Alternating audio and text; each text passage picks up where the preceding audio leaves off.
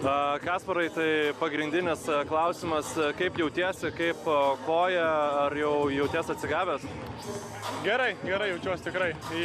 Ypač po tų varžybų, sakiau, man buvo kaip ir prasitestuoti reikėjo. Tai tikrai gerai jaučiuosi, dabar treniravome šitas dienas Klaipėdai, tai viskas gerai. Mačiau prieš rungtynes, geras 20 minučių grinai pratempimo pratimams skyriai tikrai ilgiau nei kiti komandos draugai. Ar čia būtent dėl traumos, ar čia įprasta rutina tavo prieš kiekvieną treniruotę, prieš kiekvienas rungtynes? Šiek tiek ir visada tai būna, bet dabar dar labiau dėmesį skiriu kūno paruošimui pačiam prieš varžybas.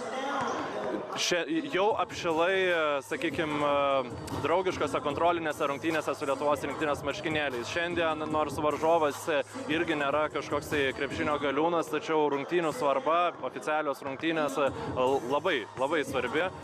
Kaip jautiesi? Gerai jaučiuosi, tikrai labai svarbios varžybos, bet manau mes esam pasiruošę ir dabar svarbiausia laimėti. Na ir kokie pagrindiniai akcentai, kuriuos treneris, komanda užsidėjot prieš šitas rungtynes, kurių reikia laikytis? Žaisti savo žaidimą, daryti tai, ką mes darom, sustabdyti jų greitą puolimą ir žaisti savo žaidimą. Ačiū, sėkmės.